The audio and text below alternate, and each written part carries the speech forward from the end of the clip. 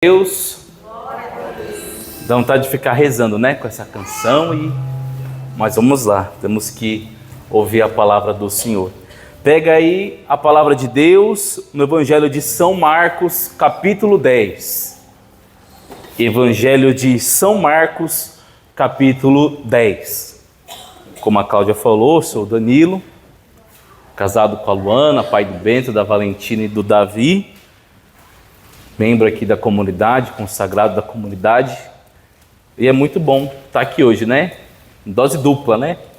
A gente viu a escala, faço do Alan as minhas palavras. Quando eu vi a escala, eu falei, oxe, é isso mesmo. Glória a Deus, né? E daqui a pouco tem Quaresma de São Miguel Arcanjo. Glória a Deus. Amém? Amém. Marcos, capítulo 10, versículo do 46 ao 52. Com certeza você já ouviu mensagens sobre essa palavra, já rezou com essa palavra, já chorou com essa palavra, já tantas e tantas coisas, mas o Senhor tem algo novo para nós nesse dia, porque a palavra de Deus é nova, amém? Não porque o pregador é novo assim, 20 e poucos anos, né? Faz tempo, mas porque a palavra de Deus é nova, amém? Marcos, capítulo 10, versículo 46. Na Bíblia da Ave Maria já fala o tema de cara. Cura de Bartimeu. Chegaram a Jericó. Ao sair dali, Jesus, seus discípulos e numerosa multidão estava sentado à beira do caminho, mendigando Bartimeu, que era cego, filho de Timeu. Sabendo que era Jesus de Nazaré, começou a gritar: Jesus, filho de Davi, tem compaixão de mim. Muitos os repreendiam para que se calasse, mas ele gritava ainda mais alto: Filho de Davi, tem compaixão de mim. Jesus parou e disse: Chamai-o. Chamaram o cego, dizendo-lhe: Coragem, levanta-te, ele te chama. Lançando fora a capa, o cego ergueu-se de um salto e foi ter com ele. Jesus, tomando a palavra, perguntou-lhe: Que queres que eu faça? Rabone, respondeu-lhe o cego, que eu veja. Jesus disse-lhe: Vai, a tua fé te salvou. No mesmo instante ele recuperou a vista e foi seguindo Jesus pelo caminho. Palavra do Senhor. Então esse evangelho é muito conhecido, amém? Tem música, como eu disse, retiros, encontros, diversas pregações desse evangelho. Mas vamos fazer alguns tópicos aqui, né? Um dos meus apostolados é o telão, e os pregadores pedem: põe essa foto para mim, põe uma imagem assim para mim. E eu não pus a imagem que eu queria hoje, que era o mapa da Palestina na época de Jesus, mas vou fazer aqui com as mãos. A gente começou lendo assim: chegaram a Jericó. Então Jesus estava de um lugar e foi para outro. O Evangelho de Marcos, ele é muito bonito porque Jesus, ele cura, liberta, prega, cura, liberta, prega, cura, liberta, prega, cura, liberta e prega. Se você pegar aí, capítulo 1 já tem cura, capítulo 2 tem cura, capítulo 3 tem libertação, e assim vai. É uma atrás da outra. Jesus não parava. Só que os 9 primeiros capítulos, Jesus está na Galileia. Pensa assim que aqui tem um mapa, aqui é o mapa. Aí aqui está a Palestina, né? O país lá de Jesus, a região de Jesus. A Galileia é a parte de cima, o meio é a Samaria, que tinha problemas com a religião, embaixo era a Judéia. Já resumi uma aula de teologia para muita gente aí. Então, em cima era a Galileia, a terra de Jesus, onde ele nasceu, viveu a infância e tudo mais, nós já sabemos. No meio é a Samaria, embaixo é a Judéia. Quando a gente vê o mapa, nos ajuda a entender o tanto que Jesus andou. Quando a gente entende os caminhos que ele passou, nos faz entender como ele não parava. E os discípulos acompanhavam. Amém? Então, de 1 a 9 no Evangelho de São Marcos, Jesus está ali na Galileia, dando testemunho, pregando, curando, libertando, confortando as pessoas. Aí ele vai para a Judéia. A Judéia é onde tem Jerusalém, é onde tem o templo, vamos dizer que é a parte nobre da Palestina, a metrópole, as grandes cidades. Aonde Jesus estava, a Galileia, é a parte mais rural, mais simples, né? Uma parte mais humilde da Palestina. Então já dá para a gente se localizar aí no mapa. Então Jesus estava na Galileia, ele desce, vai para Judéia, chegando ali na cidade de Jericó, que está na Judéia. E é interessante, porque quando ele chega aí, o que Jesus faz? Milagre, cura, libertação, pregação, ensino. Ele continua sendo a mesma pessoa. Não é porque ele mudou de uma cidade para outra, de uma região para outra, que ele mudou os seus hábitos e as suas atitudes. Aí cabe a reflexão para mim e para você que veio no grupo de oração hoje. Será que a mesma pessoa que eu sou aqui, eu sou em casa? Não precisa nem mudar de país ou de cidade. O louvor, a alegria, a oração. Será que aquilo que eu pratico aqui, que eu exerço aqui, que eu recebo aqui, eu consigo fazer dentro da minha casa? Eu consigo dar testemunho, ser sinal de Deus, presença de Deus no meu trabalho? Com os meus vizinhos, com os familiares? Será que quando eu estou ali fazendo uma negociação, trocar um carro, vender uma casa, tantas coisas que a gente faz hoje em dia, né? Será que nesses momentos eu sou como Jesus? A mesma pessoa, os mesmos princípios, a mesma moral, a mesma fé. Será que eu dou o mesmo testemunho se eu estou perto dos irmãos ou se eu estou longe? Cabe essa reflexão para nós. Jesus andando pela Palestina, pregava, curava, ensinava, perdoava, amava, independentemente de onde ele estava. Se ele estava falando com os fariseus ou se ele estava falando com pecadores, cobradores de impostos, ele sempre dava testemunho da verdade, do amor e da misericórdia de Deus. Amém? Então aqui, ó, as duas primeiras palavras, chegaram a Jericó, já deu para tocar o nosso coração. Ao sair dali, Jesus e seus discípulos e uma numerosa multidão estava sentado à beira do caminho mendigando Bartimeu, que era cego, filho de Timeu. Esse rapaz, o Bartimeu, é interessante a gente ver porque ele não tem nome. As pessoas falam de quem ele é filho, que a palavra bar na Bíblia, não esse bar aqui no São Bernardo, né? Aqui no Brasil. A palavra bar na Bíblia significa filho. Então a Bíblia está falando o filho do Timeu, o filho do Timeu, o filho do Timeu. Não está nem falando o nome dele. Não está nem falando, é o João, é o José, é o Pedro, é o Paulo. Não, é o filho do Timeu que é cego. As pessoas tratavam ele como filho do Timeu, o cego. Não chamavam pelo nome, não tinha às vezes uma proximidade e ainda chamava ele por uma limitação. Né? E na Bíblia está duas vezes ainda. O Bartimeu, que era cego, o filho do Timeu. Será que eu e você se preocupa muito com os títulos, com os cargos, com as honrarias, com os aplausos, né? O aplauso para Jesus e para Nossa Senhora é bom, né? Igual a gente fez agora há pouco. Mas será que eu e você se preocupa em ser reconhecido?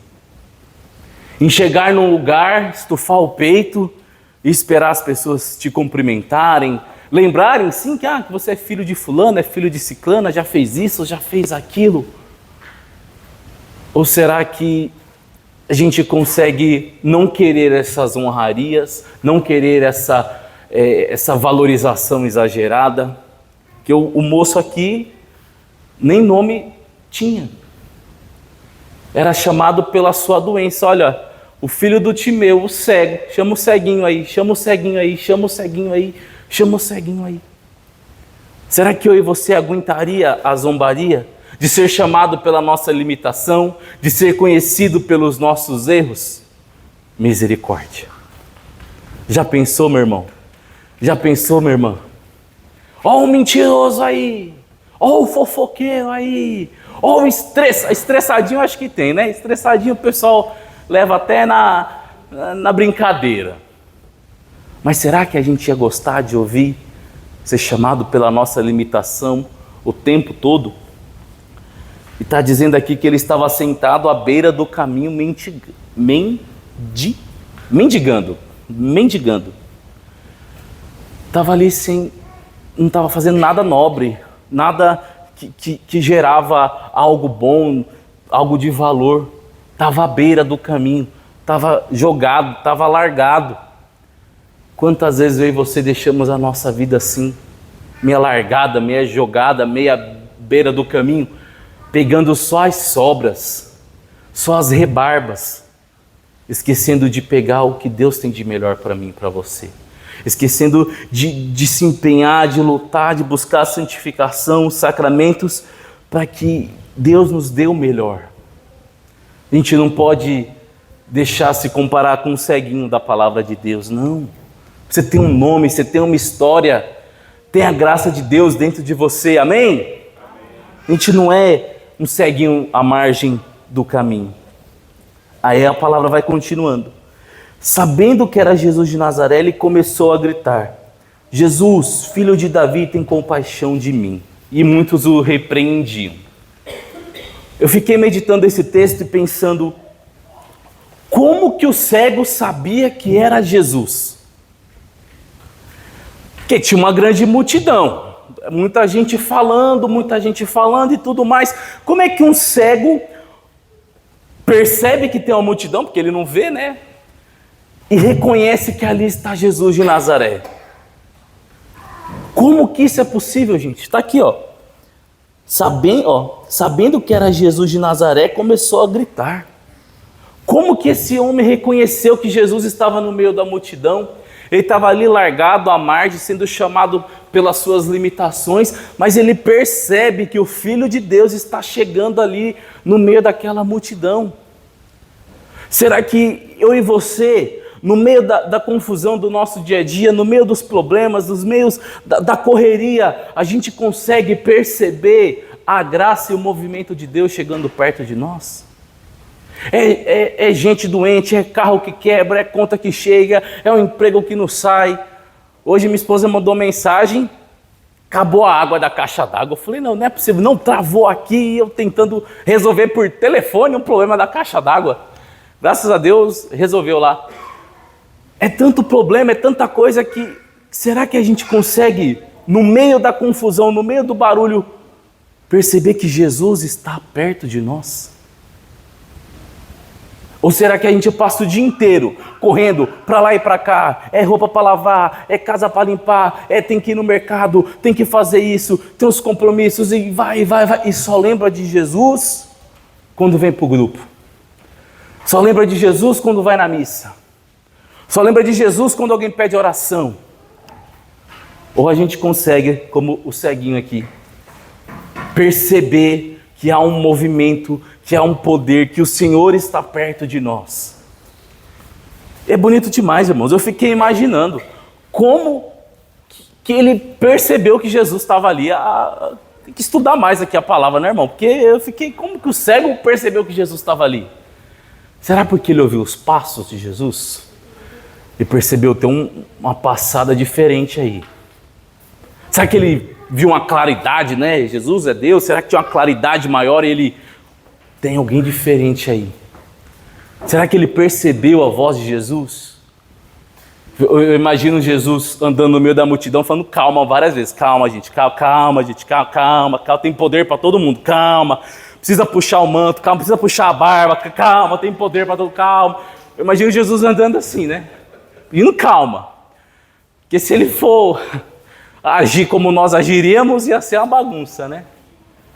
Como será, irmãos, que esse cego percebeu a presença de Deus? Vamos avançando aqui. Muitos repreendiam, pedindo para que ele se calasse, mas ele gritava mais alto: Filho de Davi, tem compaixão de mim. Será que eu e você, conforme vai aumentando os problemas, aumentando as situações, aumentando as dificuldades, a gente tem o hábito de abandonar a Deus e colocar para nós, não, isso aí, negócio de igreja não dá mais, negócio de carisma não dá mais, negócio de comunidade não dá mais, é problema demais. Eu entrei para a igreja, só aumentou os problemas.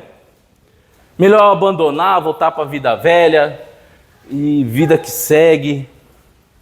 Ou quando aumentam as dificuldades, aumentam as situações, nós aumentamos a voz de clamar a Deus.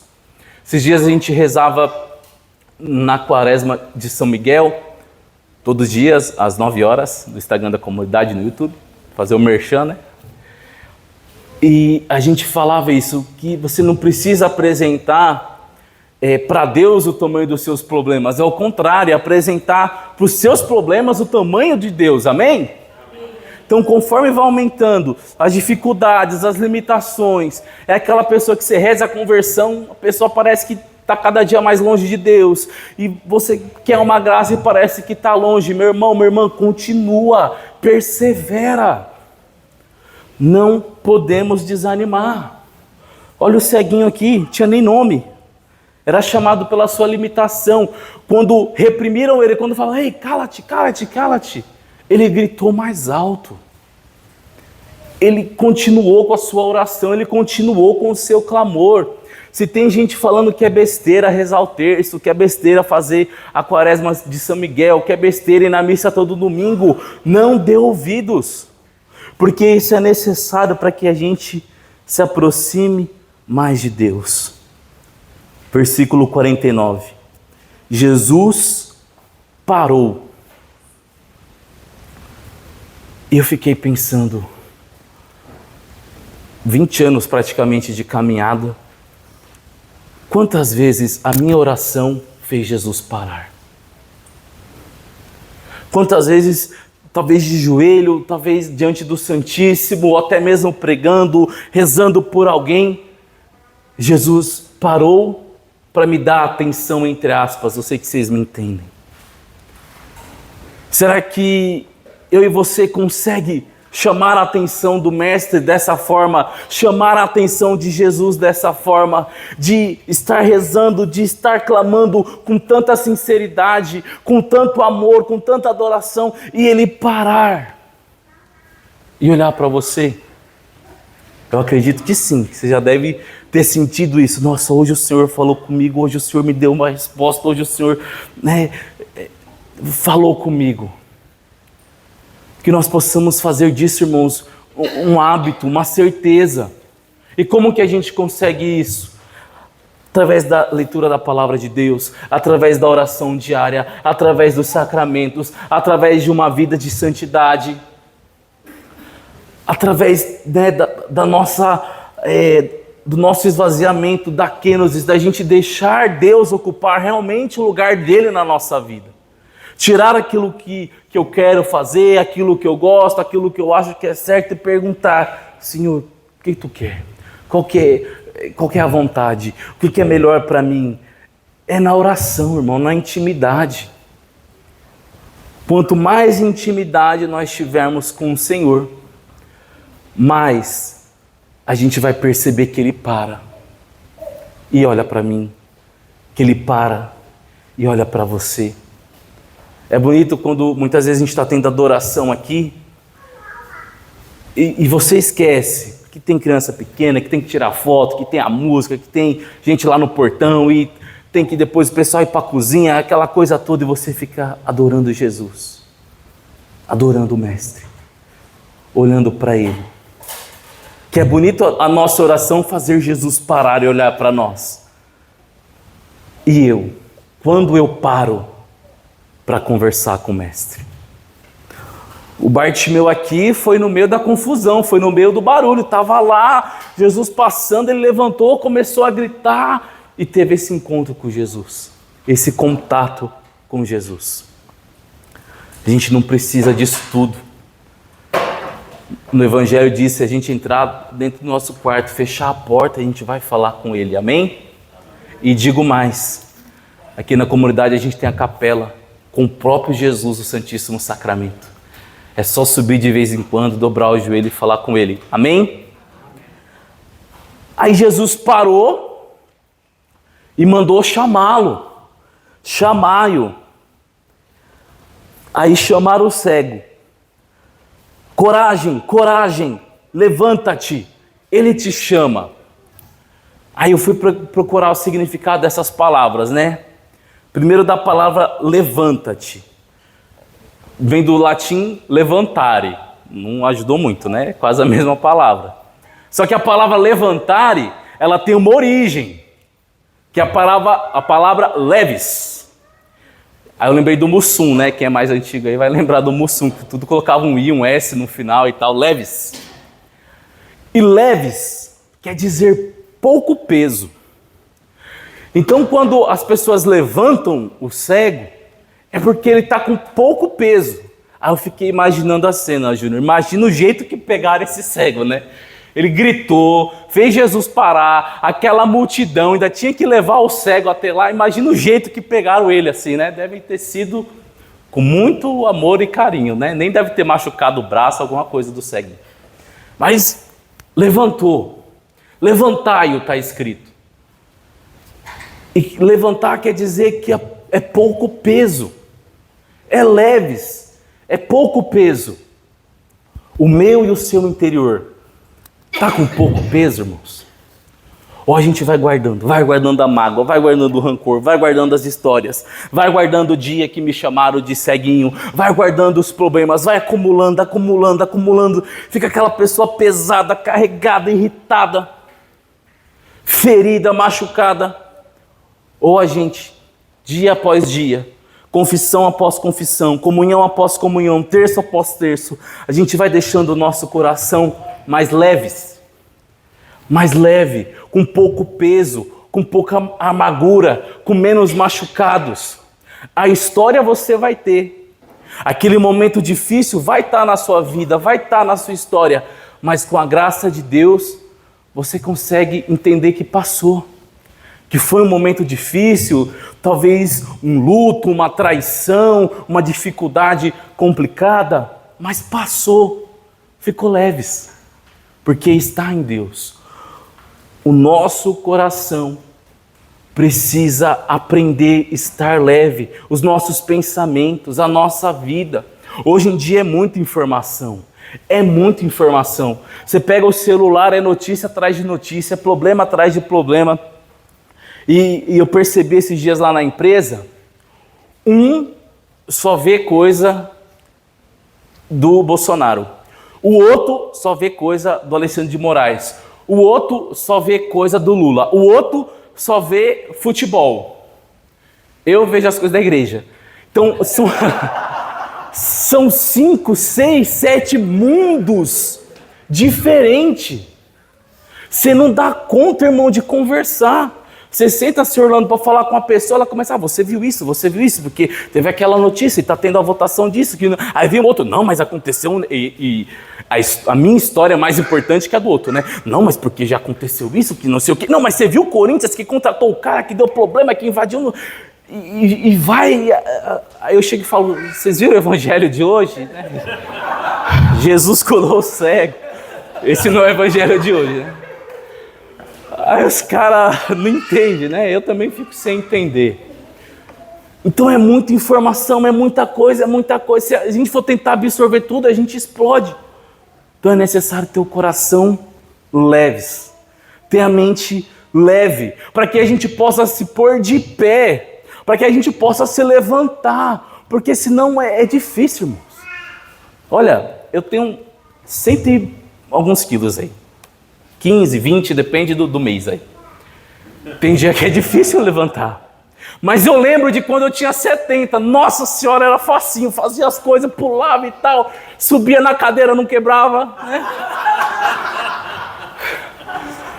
Chega, né? A Deus eu lembro, a gente subia lá nas cadeiras, no grupo e tal. Não quebrava. Nem estralar. Né? Então é necessário ter o coração leve. Buscar Deus. Aconteceu um problema, apresenta para Deus. Aconteceu um problema, apresenta para Nossa Senhora. Aconteceu um problema, pede oração.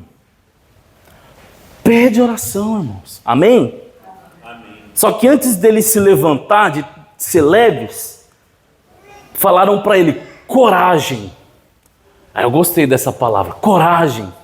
E muitas vezes a gente acha que coragem é ser forte, é ser valente, é não ter medo de nada, é enfrentar o perigo, é ir além. Aí a pessoa está com a arma e você abre o peito, pode atirar que não vai acontecer isso. Não, isso aí não é coragem. Isso aí já é quase um pecado, que você está expondo a sua vida a um perigo de morte. Então calma. Coragem, na origem da palavra, cor, vem de coração. E a segunda parte da palavra vem dizer que é forte. Então, coragem é quem tem um coração forte, um coração decidido, um coração guiado por uma boa moral e bons costumes. Acho aqui que eles nem lembraram de tudo isso quando falaram para o ceguinho, coragem, coragem, né? Mas a palavra de Deus está aqui, falando que é para a gente se levantar, para a gente se apresentar diante de Jesus, é para a gente estar diante de Jesus com um coração decidido, com um coração forte, com um coração guiado pela verdade, amém? Amém. E eu quero ter esse coração, irmãos, eu quero ter essa decisão, ter esse caminho, ter essa escolha pela verdade. Eu quero ter coragem, mas é essa coragem, não de sair aí, andar 1, 2, 3 horas da manhã aqui descendo da Santos Batistina, né? E tem que ter coragem mesmo, andar no meião aqui. Mas não essa coragem de enfrentar o perigo, mas essa coragem de ter um coração decidido, de ter um coração forte. Amém? Versículo 50, está acabando. Lançando fora a capa, o cego ergueu-se de um salto e foi ter com ele. Quando nós ouvimos o Evangelho, quando nós nos convertemos, quando a gente encontra Jesus, a gente está cheio de capas. E às vezes a gente joga essa capa fora e pega de novo, joga a capa fora e pega de novo, principalmente com os pecados. Qual capa, meu irmão, minha irmã, ainda está aí na sua vida que você precisa verdadeiramente jogar fora? É um vício? É uma servergonhice, né? É um pecadinho de estimação. Qual que é esse mau hábito, essa capa, essa coisa escondida, que ninguém vê, que você faz ainda, e precisa ser jogada fora? O ceguinho aqui que nem tem nome, na hora que arrancaram ele já lançou fora a capa, dizendo assim, eu não quero ser o mesmo. Eu não quero ficar à margem do caminho, eu não quero ter uma vida velha, eu estou jogando fora essa capa. Nós sabemos que no tempo de Jesus, as pessoas, os doentes, eles tinham que se identificar como doentes. Os leprosos tinham um sino que ficava balançando, né? Leproso, leproso, cobria-se a boca e falava leproso, leproso. Ele estava ali escondido, estava com uma capa, mas na iminência, mas na oportunidade de se encontrar com Jesus, ele jogou fora a capa, lançou fora a capa. Qual capa eu e você precisamos lançar fora? Será que é alguma coisa que eu guardo em casa? Não, eu ganhei um budinha lá, e o budinha que tem pô, uma moedinha lá, o sal grosso, sei lá o que, misericórdia. Joga fora, irmão, acabou. Você é católico, põe Nossa Senhora, põe Santo Antônio, põe São Miguel Arcanjo, amém? Amém. O que eu preciso jogar fora, que está lá na sua casa ainda, lá na minha casa? Não, é que esse CD, eu sei que tem o LP, né? Sei que esse LP tem umas músicas estranhas, mas foi de fulano e tal. Irmão, agradece a pessoa, mas lança fora. O Padre Jonas Abib tem um livro, né, falando dessas questões espirituais que muitas vezes está dentro da nossa casa. Nós precisamos jogar fora. Amém? Amém. Ainda no 51, Jesus tomou a palavra e perguntou: o que queres que eu faça? Rabone, respondeu o cego, que o veja. Ele disse: mestre, que eu veja. Irmãos, imagina ali Jesus aparecer diante de você e falar: o que você quer? Aí você está fazendo quaresma, novena, pedindo sempre a mesma coisa. Quando Jesus aparece, você pede R$1 milhão, uma casa nova. Não! Seja coerente com as suas preces. Seja coerente nos seus pedidos. Não é porque o milagre vai acontecer que aí eu vou extrapolar, né? É igual aqueles filmes, aquelas coisas que a gente vê quando aparece o gênio da lâmpada, né? Tem sempre alguém tentando enganar o gênio para conseguir algo a mais. Nós precisamos ser sinceros e autênticos diante de Jesus. E reconhecer de fato quem Ele é. Ele disse, Rabone, mestre, que eu veja. Ele não pediu nome, ele não pediu fortuna, ele não pediu esposa. Ele pediu que eu veja.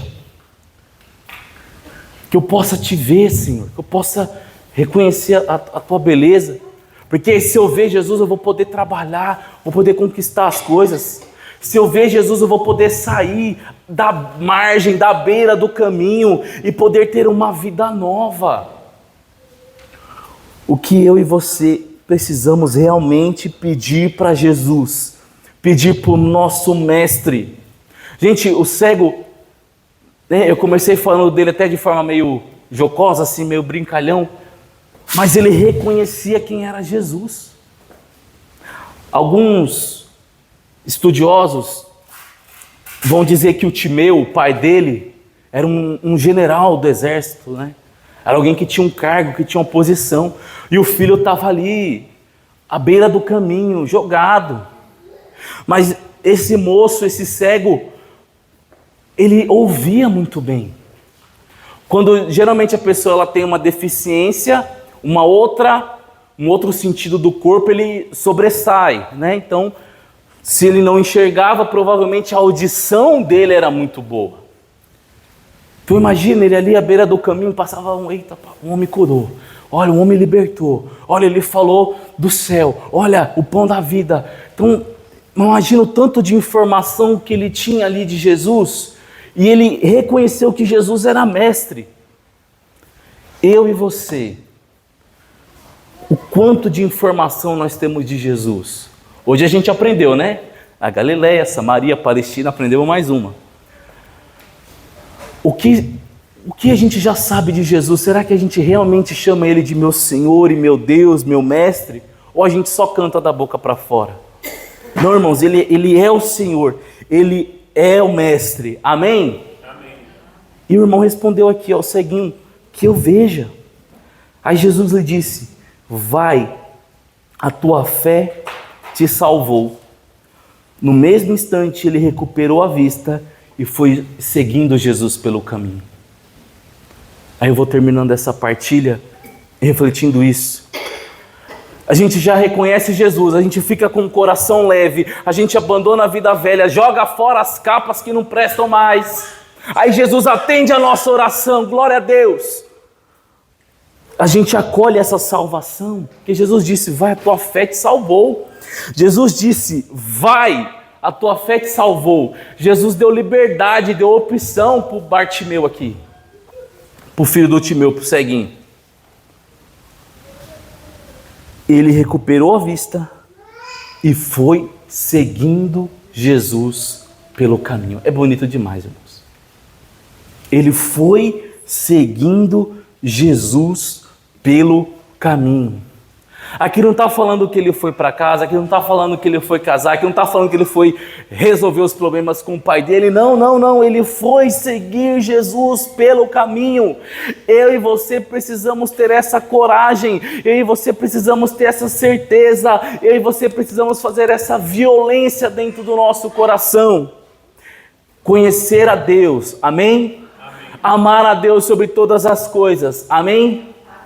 E continuar seguindo Jesus pelo caminho. Feche seus olhos um instante. E no início dessa pregação,